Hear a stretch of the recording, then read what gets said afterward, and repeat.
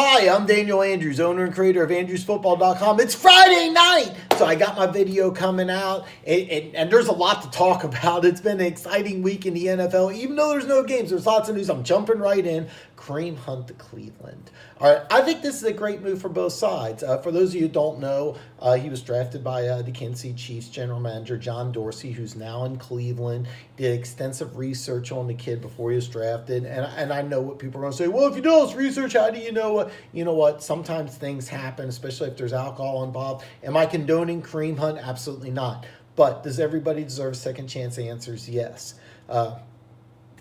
What's the difference between Kareem Hunt and Ray Rice, you may ask?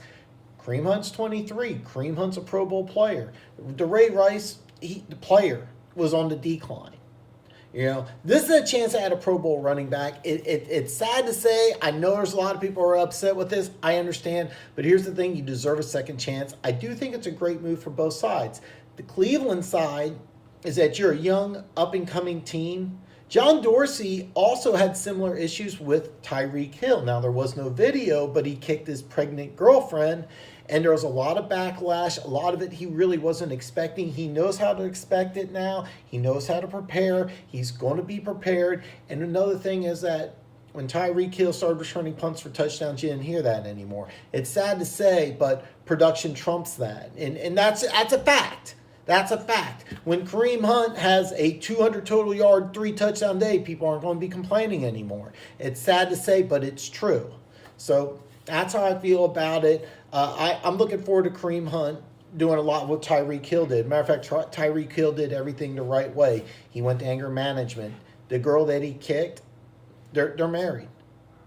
The daughter's healthy. He's doing great. So hopefully a similar situation happens with Kareem Hunt. But I think Cleveland's a great spot for him because he's probably going to miss anywhere between 6 to 12 games. My guess is that he's going to miss 10, which would give him 1 full season. But he's back for the playoff push, and Cleveland could get into the playoffs. If he scores during the playoff run, does he stay in Cleveland? Does he go to another team? It's going to be very interesting to watch. But I think it's a great move for the Cleveland Browns, a smart move, believe it or not. All right, next, Kyler Murray entering the draft. And I keep hearing everybody's like, oh, he's tall enough. The question's never been about his height. The question is about his weight. He's a running quarterback who's about 5'10", 195, 200 at the most. Running quarterbacks have all sorts of problems staying healthy. See, I remember this. I remember when he was at Texas A&M, the first time he played as a true freshman, Kevin Sumlin, his coach at Texas A&M, said, his biggest problem was in high school, he was never touched. He was the fastest guy on the field, so he's going to have some adjustment used to getting tackled. So anyway, long story short, he's at Oklahoma. He won Heisman Trophy, deserved to win Heisman Trophy. What's going to happen when he runs into defensive backs that are bigger, stronger, and faster for the first time? It's going to happen. What's he going to do when he encounters a linebacker who's 50 pounds heavier that can outrun him? They make those in the NFL, okay? They have those. They don't at KU and at K-State and the Big 12, which wasn't known for defense, by the way. So, you know, what's he going to do when he encounters an NFL defense where he has linebackers that can outrun him, that are 50 pounds heavier? The question's never been about height, is that he's 200 pounds. Is he going to be able to withstand the pounding? All right, because Cam Newton had to have surgery. He's worried if he's going to be ready. Cam Newton's about 250. All right, Kyler Murray's about 200. And as far as the Russell Wilson comparison, people really need to lay off the Russell Wilson comparison because they're really two separate and different things. I know they're both African American. I know they're both former baseball players. I know they're both short quarterbacks, but they're really different type of players. They have a different style of play. I really don't think Russell Wilson's a really fair comparison, believe it or not. I think Kyler Murray's something completely different, but I think he should play corner or receiver. I don't think he's going to succeed as an NFL quarterback. I'm just going to say it right now. I don't think he's going to because he's going to get killed. Okay, I'm just going to say it. I think he's going to get killed. But him into the draft, where he goes, it's going to be extremely interesting. I am polling for him because he was so much fun to watch. But as an NFL quarterback, I don't see it. Okay, moving on here. This is a very popular subject here, especially among Chiefs fans. At least it was earlier in the week. Now it's not. But it's Friday. All right, this happened on Monday. Bob Sutton's going to Atlanta and taking an advisory role. And a lot of Chiefs fans were saying, are you crazy? No, this is a brilliant move. For those of you who aren't familiar with what the Falcons did is they got rid of all their coordinators.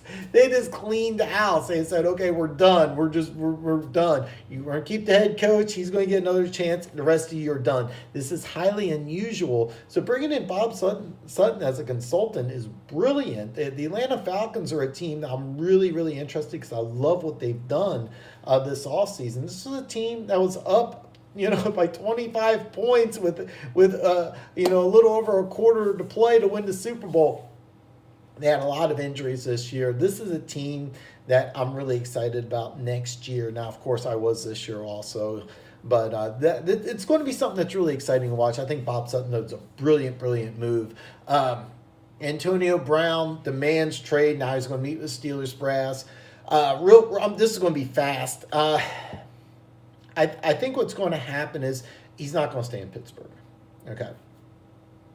20 years from now, they're going to talk to Antonio Brown, and I almost guarantee you he's going to say, man, I should have stayed in Pittsburgh. I think he's going to find out the grass isn't greener on the other side. I am not a Steelers fan. Matter of fact, I don't like the Steelers, but the Steelers have a first-rate organization. Ben Roethlisberger's going to the Hall of Fame. All right, you have a Hall of Fame quarterback, a first-rate organization, a team that kind of lets you do whatever you want, and you're not happy. Why? All right, he's going to go to a team where the organization's not as good. He's going to go to a lesser quarterback, probably going to a lesser quarterback. I mean, how is Ben Roethlisberger, top 8, top 10, top 12? More than likely, let's say he goes to the Jets. I could see that happening. Now, I'm a big Sam Darnold fan, but which quarterback's going to be better this year? Is it going to be Big Ben or Sam Darnold? Which organization's better, New York Jets or the Pittsburgh Steelers? All right, I really think he's going to realize grass is not always greener on the other side. And I think it's a lose-lose because I think the Steelers are going to go way down. All right, they were 7-2-1, didn't make the playoffs. Now they're going to lose their best player, and he is their best player. Now you got to figure out what to do. Is he going to have a 100-catch season and 15 touchdowns? No. But, yeah, he may have more money. I guarantee you 20 years from now, they're going to talk to Antonio Brown, and he's going to say, man, I should have stayed in Pittsburgh. Alex Smith is out for 2019. Duh. I mean, this is sad to say. I love Alex Smith. I don't think he's playing football again. All right, he's going to probably sit out this season. They're going to be talk about him playing. I can't wait for him to join the broadcasting booth, which is where he really belongs. I think it's where he ends up. Smart guy, fun guy. Chiefs organization owes him a lot. A lot of people don't believe that. A lot of people are like, maybe he should have played. Maybe Patrick Mahomes should have played. No. Patrick Mahomes and the Chiefs organization and Chiefs fans owe Alex Smith a large debt. But no, I don't think he plays again. Finally, Joe Flacco to Denver for a fourth-round pick. And first off, Denver had an additional fourth-round pick after trading Demaryius Thomas. So they had the additional pick to give. But I'm still baffled by this completely. Now, this is the truth. Case Keenum, probably, as far as NFL quarterbacks are concerned, as far as arm strength, 30th? Maybe. I'm drawing a blank on who would be weaker. Case Keenum obviously had one of the weakest arms in the league. Flacco, one strongest. So, I mean, yeah, you get a quarterback with much stronger arm. Are you getting a better quarterback? I don't really see it. This really isn't an upgrade in the quarterback position. Now you have a new head coach. He's going to bring in a new defense. And I kind of like what they're going to do. And I say, you know what? Hey, look, we got Pro Bowl running back. We got really, really good defense. We're going to play ball control. See, to me, this would be much better if you just bring in a rookie quarterback. Instead, you're spending a lot of money. You draft capital, fourth-round pick. No, it's not that much. You had an extra one, so it's not really that big of a deal. But I think it's a swing and a miss. Now, does this mean that they won't take a quarterback at 10? It doesn't. It doesn't at all. They could still take a quarterback. But I don't have it. To me, this is a very bad move because you're really not getting an upgrade in the quarterback position. You really are not. Even if you're the biggest Joe Flacco fan in the world, are you really going to tell me he's better than a guy who was MVP just, 2 years ago? Or an MVP candidate 2 years ago? No. I really think that what Denver should have done is tried to tailor the offense around Case Keenum, draft a quarterback in this year's draft at 10, and go there and go from there. Because if it doesn't work, you go to the rookie. Now, if Flacco doesn't work, where do you go? Well, do you want to go to the rookie? Yeah, but then you have to spend all that money. The team's not as good. It's not a good move. Okay. Finally, I haven't done this yet, but I'm going to talk about Colin Kaepernick because ESPN has an article today which came out, and I haven't read it yet, but it says, Colin Kaepernick won, period. And it makes me sick to my stomach. I literally want to throw up right now because I'm furious over this. I wish people understood that what Colin Kaepernick's all about. Okay, before he took a knee, when he was considered a Pro Bowl quarterback, Kurt Warner, Hall of Fame quarterback, went up to him and he said, "Hey, let me help you out with your accuracy and your footwork," because that was the one thing he really struggled with. Here he is. He's an athlete. He was doing the kiss the bicep. I mean, he looked like a tight end. I mean, the guy was a physical marvel, but he wasn't an accurate passer, which is the number one thing you need to do to be an NFL quarterback. So Kurt Warner went to go work with him, and he told Kurt Warner, a Hall of Fame quarterback, I don't worry about that. This is something high school quarterbacks worry about, okay? So the amount of you have to understand the number one thing you need to do is be an accurate passer as an NFL quarterback. That is your number one weakness. A Hall of Famer comes to work with you and you say, "Nah, I'm good." This is something high school kids work on. This is something college athletes do. But you're too good to work on that. Because let me back this up. All right, first off, Colin Kaepernick signed a stupid contract, which allowed San Francisco to release him. All right? Basically, it was like 5 individual one-year deals. So instead of it being, it looked like a 5-year, $90 million deal. It was really just it was really 5 one-year, $18 million deals with no guaranteed money. Oh, by the way, Alex Smith, he's guaranteed $55 million by the Redskins. So here it is. You sign a bad contract, which shows lack of intelligence, lack of planning, lack of preparation. Then you don't want to work on your footwork. Even a Hall of Famer comes out to you. And I want to tell you something. Watch NFL Network. Watch Kurt Warner. Count how many players that he talks bad about. How many players he says, "Hey, I tried to help you," and no. There's only one, and it's Colin Kaepernick. Okay. So here what Colin Kaepernick does, he's in danger of losing his job because he didn't want to put the work in. So he has to do something to stay in the public eye. So he takes a knee.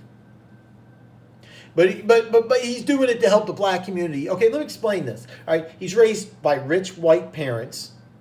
He went to a private high school. After graduating from high school, he has a chance to play baseball for over 6 figures a year. How many kids graduate high school and have an opportunity to play for 6 figures a year? Huh? How many people get a 6-figure job straight out of high school? Oh, but no, he can go to college so he can play ball instead. Where's the oppression, Colin? How are you oppressed? All right? Rich white parents, private high school, 6-figure job right after high school, plays college, millions of dollars, doesn't want to put in the work. But he's oppressed because he doesn't want to put in the work. All right? Let me ask you something, though. Okay? Let's say, hypothetically, taking a knee during the national anthem saves one life. I'm doing it. I'm doing it. What does it do? It just causes argument. It causes problems. It causes conflicts. Ask yourself this. Is there a cop out there thinking, "Hey, I'm going to go shoot a black kid. But wait, I saw Colin Kaepernick take a knee, so now I'm not going to." No! It doesn't happen. It's never happened. He's done nothing to help the African American or black community. Not one bit. Hey, Dan, what should he do? You know what? Here's what he should do. You know who has helped the African American community? Alan Page. All right? Alan Page, for those of you who don't know, is a Hall of Fame football player. Arguably one of the greatest defensive tackles ever lived. Only 2 people in the history of the NFL have won NFL MVP and has been a defensive player. One's Lawrence Taylor, the second one's Alan Page. Alan Page, as his pro career is winding down to an end, was attending, I looked this up in Wikipedia, but he started attending University of Minnesota Law School to study law, to become a lawyer. Him and his wife ended up setting up, It's the, in 1988, the Pages founded the Page Education Foundation. Oh, so instead of taking a knee, I could have set up an education foundation. So, you know what Alan Page did? He went ahead and he went to law school. You know what he's a member of? American Law Institute, Minnesota State Bar Association, Minnesota Association of Black Lawyers, National Bar Association, American Bar Association, Advisory Board Mixed Blood Theater, Page Education Foundation, which I already talked about, Member Board of Regents, helped establish the Kodak Allen Page Challenge, a nationwide essay encouraging urban youth to recognize the value of education. Member Institute Bill of Rights Law Task Force on Drug Testing in the Workplace. Board of Directors, Minneapolis, that was a previous thing, but here's the thing. If you watch this on television, Alan Page doesn't have anything NFL or football related in his office. He has a bunch of Jim Crow related memorabilia. If you have a kid who's looking up Colin Kaepernick, introduce him to Alan Page. November 16th, 2018, President Trump presents the Medal of Freedom to Alan Page. Alan Page used to say, I think it's silly that people want my autograph because I play a sport or because I'm an athlete. He used to think it was silly. So he went ahead and did something. He helped the African American community 1 million billion gazillion times more than Colin Kaepernick did. I find it disgraceful that he went ahead and used this stunt as a publicity toy to go ahead and say, I'm helping the black community. You didn't help. You know what I want to say. But Andrew's football's family friendly. We don't curse here. But I'm really mad about this. So if you have a young son and he's Colin Kaepernick fan, Alan Page is who you should be a fan of. And he's done more for the African American community than Colin Kaepernick will ever do. And it's disgusting that people went ahead and stick up for that jerk. Sorry, normally I have this lighthearted conversation, but I'm a little amped up about this. I do not like Colin Kaepernick taking a knee. I'm a veteran. He insults me. When you kneel for the anthem, you're insulting me. I'm also insulted when people don't take their hats off. Not as much, but so anyway. So hopefully you liked the video. I got another video coming out next Friday without all the anger in it. But if you haven't already, there's this button right down here. Bam! Hit that button. Become one of the greatest people on planet Earth. Wait till next Friday. Another episode of Andrew's Football coming up. So until next time.